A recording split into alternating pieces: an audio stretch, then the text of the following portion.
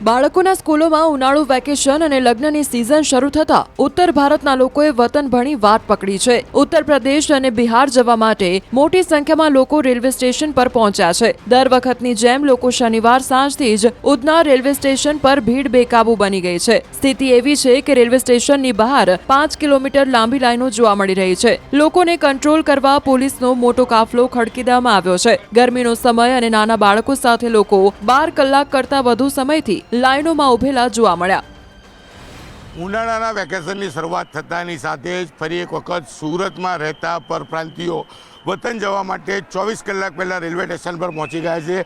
દ્રશ્ય જોઈ શકાય છે સુરતનું ઉધના સ્ટેશન કે જ્યાં વર્ષોથી ઉત્તર પ્રદેશ અને બિહાર જતા લોકો માટે સૌથી મોટી મુશ્કેલી સર્જતા હોય છે, ત્યારે આ વખતે બાળકોની સંખ્યા વધારે છે, કારણ કે સ્કૂલોમાં રજા પડવાની સાથે જ બાળકો મોટી સંખ્યામાં પરિવાર સાથે વતન જવા નીકળ્યા છે। મોડી રાતથી લોકોએ લાઈન લગાવી છે। કહી શકાય કે રેલવે સ્ટેશનની બંને બાજુ જુઓ, એક બાજુના દ્રશ્ય છે કે પોલીસે કંટ્રોલ કરવા પડી રહ્યા છે લોકોને, કારણ કે ટ્રેનની સંખ્યા ઓછી છે અને લોકોની સંખ્યા વધી છે। ત્યારે આ બાજુ કહી શકાય કે 3 કિલોમીટર કરતાં લાંબી લાઈનો પણ જોવા મળતી હોય છે। જો કે લોકો દ્વારા તંત્રને અનેક વખત અપીલ કરવામાં આવી છે કે વેકેશન હોય, હોલિડે હોય તો સ્પેશિયલ ટ્રેનો ઉપાડવાની જરૂર છે, પણ તંત્રના બેરા કાને વાત પહોંચતી નથી। પરિણામે લોકોને આ મુશ્કેલી સર્જવી પડતી છે। વતન જવું હોય તો કહી શકાય લોકોને કલાકો પહેલાં, કહી શકાય 24 કલાક પહેલાં લાઈન લગાવવી પડે છે। ત્યારે હું કેમેરામેનને કહીશ કે દ્રશ્ય બતાવશે, ઘણા લોકો બાળકો સાથે પહોંચી રહ્યા છે। ત્યારે ચોક્કસ નાના બાળકો સાથે વતન જઈ રહ્યા છે, કારણ કે એક બાજુ લગ્નની સિઝન, બીજી બાજુ ઉનાળામાં બાળકોની સ્કૂલનું વેકેશન થતાની સાથે દ્રશ્ય જોઈ શકાય છે। વેઇટિંગ એરિયા બનાવવામાં આવ્યો છે, વેઇટિંગ એરિયા ફૂલ છે, ત્યારબાદ ગ્રાઉન્ડ ફૂલ છે અને 3 થી 5 કિલોમીટર લાંબી લાઈનો છે। એટલે કે તંત્ર કયા પ્રકારની કામગીરી કરે છે ચોક્કસપણે જોવાલાયક છે। ઘણા બધા નાના બાળકો સાથે પહોંચી રહ્યા છે, આપણે એમની સાથે વાત કરીશું। બચ્ચે કિસકે સાથ હે? मेरे साथ। कहाँ जा रहे हो? छपरा जाना है। टिकट नहीं मिला था? मिला है टिकट, लिए टिकट है काउंटर से। इस तरह से बच्चों को लेके जाओगे, मुश्किल नहीं है? मुश्किल तो आई है सर, मगर जाना जरूरी है। क्यों?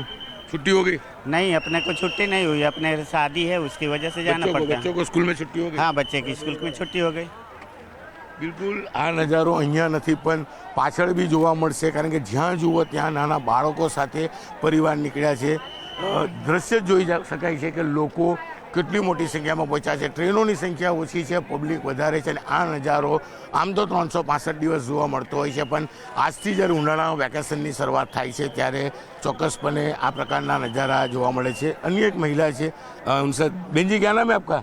नेहा गुप्ता। बच्चों को लेकर कहाँ जा रहे हो? जा रही हूँ गाँव। क्यों? वो शादी पड़ा है। शादी है? बच्चों की स्कूल में छुट्टी हो गई? हाँ, छुट्टी हो गया है। બિલકુલ લગ્ન સિઝન અને બાળકોને શાળામાં રજા થયા બાદ જે પ્રકારના દ્રશ્ય છે તે જોવા મળી રહ્યા છે। કહી શકાય કે આ લોકો, ટ્રેનોની સંખ્યા ઓછી છે, એટલે કે 100 જણના ડબ્બામાં 300 થી 400 લોકોને બેસાડવામાં આવે છે। ટોયલેટ પાસે બેસીને પણ આ લોકો વતન જાય છે। જો કે રજા પડતાની સાથે જ કહી શકાય કે તંત્રને ખ્યાલ છે કે લોકોનો ધસારો થશે, લોકોને ટ્રેનમાં બેસાડવા માટે પોલીસને તૈનાત કરવામાં આવે છે, પણ ટ્રેનોની સંખ્યા વધારવામાં નથી આવતી, તેને કારણે આ લોકોને સૌથી વધારે હાલાકીનો સામનો કરવો પડી રહ્યો છે। આ દ્રશ્ય 365 દિવસ હોય છે, પણ કહી શકાય છઠ પૂજા હોય, દિવાળી હોય કે ઉનાળુ વેકેશન હોય, આ પ્રકારના નજારા જોવા મળતા હોય છે અને કદાચ રેગ્યુલર કરતાં અત્યારે 4 ગણી પબ્લિક છે અને આ લોકોને કંટ્રોલ કરવા પોલીસનો મોટો કાફલો ઉતારવામાં આવ્યો છે। ટ્રેન આવતાની સાથે જ લોકોમાં દોડધામ મચી જાય છે। બાળકો, મહિલાઓ અને સામાન સાથે લોકો ટ્રેનમાં ચડવા નાસભાગ કરે છે। ભીડને કંટ્રોલ કરવા પોલીસની અને વગર ટિકિટ આવતા લોકોને પકડવા ટીસીની મોટી ફોજ સ્ટેશન પર ઉતારાઈ છે। अभी फिलहाल जो ट्रेन की सुविधा है उसके कंपैरिजन में पब्लिक की संख्या ज़्यादा है, तो ट्रेन में उनको बिठा के भेजा जाए ऐसी स्थिति नहीं है। तो ज़्यादा अतिरिक्त संख्या में जो पैसेंजर्स हैं उनको अभी हम बता रहे हैं कि अगर शाम को कोई ट्रेन होगी तो आपको इत्तला किया जाएगा, अदरवाइज अभी आप जाना चाहते हैं तो वापस जा सकते हैं। વેકેશન દરમિયાન મુસાફરોની સંખ્યા ખૂબ જ વધી ગઈ છે, જેના મુકાબલે ટ્રેનોની સંખ્યા પૂરતી નથી। દરેક ટ્રેનમાં અતિ ભીડ જોવા મળી રહી છે। સ્થિતિ એવી છે કે 100 લોકોની કેપેસિટી વાળા ડબ્બામાં 500 લોકો મુસાફરી કરી રહ્યા છે। ક્યાંક સુવાની જગ્યા પર તો ક્યાંક ટોયલેટ પાસે બેસીને લોકો વતન જવા મજબૂર બન્યા છે। સ્ટેશનની બહારના દ્રશ્ય જોયા, 5 કિલોમીટર લાંબી લાઈન 24 કલાક પહેલાંથી લાગી છે. એક ટ્રેન સ્ટેશન પર પહોંચી છે અને લોકોને ટ્રેનમાં બેસાડવામાં આવે છે. ટ્રેનમાં બેસ્યા બાદ બી પબ્લિક માતી નથી. ત્યારે દ્રશ્ય અંદરના બતાવવા માંગીશ કે 100 જણની કેપેસિટીમાં કેવી રીતે લોકોને ભરવામાં આવે છે. કઈ કઈ સ્પેશિયલ હોલિડે રજા હોતી હોય છે ત્યારે ટ્રેનોની વ્યવસ્થા કરવાની હોય છે, પણ ટ્રેનોની વ્યવસ્થા થતી નથી. પરિણામે જોઈ શકાય છે કે લોકો ક્યાં આગળ બેસીને જતા હોય છે, કારણ કે ખબર છે તંત્રને કે ઉનાળુ રજા અને લગ્ન સિઝન હોવાથી લોકો પરપ્રાંતના લોકો પોતાના વતન તરફ નીકળશે. અને જે પ્રકારે દર વખતે આ દ્રશ્ય જોવા મળતા હોય છે ત્યારે કહી શકાય કે એડવાન્સ ટ્રેનો અને એડવાન્સ બુકિંગ લોકોને આપે તો આ તકલીફ ના થાય, પણ તંત્રના બેરા કારણે વાત નથી પહોંચતી. અને આ પ્રકારના નજારા સુરતના ઉધના સ્ટેશને જોવા મળે છે. હું કેમેરામેનને કહીશ કે થોડા અંદરના દ્રશ્યો બતાવવાનો પ્રયાસ કરશે કે લોકો કઈ હાલતમાં અહીંથી 36 થી 48 કલાક થઈ ઉત્તર પ્રદેશ અને બિહાર જતા છે, કારણ કે ઉત્તર પ્રદેશ અને બિહારમાં રહેતા લોકોનો સૌથી મોટો સમૂહ સુરતમાં છે.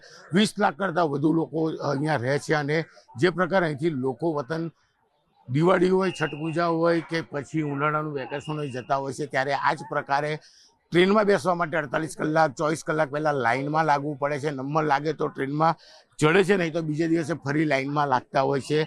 લોકો જે રીતે જતા છે, ભાઈ બેઠા છે આપણે એમની સાથે. भैया क्या नाम है आपका? वरुण कुमार नाम है। वरुण भाई कितने बजे से आके बैठे थे तो स्टेशन? सुबह क्या 4 बजे आया हूँ सर। फिर कितना घंटा लाइन में खड़े रहे? 2 घंटे लाइन में सर। हर बार गाँव जाना होता तो इस तरह ही ऐसे ही जाते हैं हम लोग को, कोई सुविधा नहीं मिलता है। ऐसे ही भीड़ में पूरा क्या बोलते हैं, पुलिस वाले भी सपोर्ट नहीं करते हैं, सारा मारते भी हैं सब। ये कितने आदमी का डब्बा है, कितने आदमी भरे हैं? इसमें तो सीट तो बहुत, इसमें तो 500 से 600 आदमी भरे हुए हैं एक डब्बे में।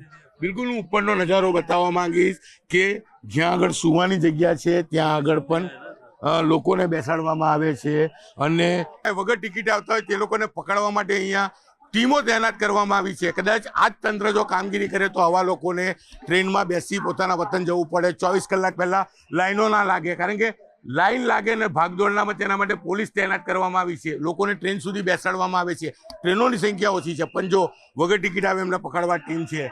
પોલીસ આવીને પરમિશનની વાત કરે છે. ભાઈ કામગીરી કરી હોય તો આ દિવસ જોવાના ના આવે. આવા નજારા ન્યૂઝ 18 ગુજરાતીએ અનેક વખત દેખાડ્યા છે, પણ તંત્ર સુધરવાનું નામ નથી લેતી.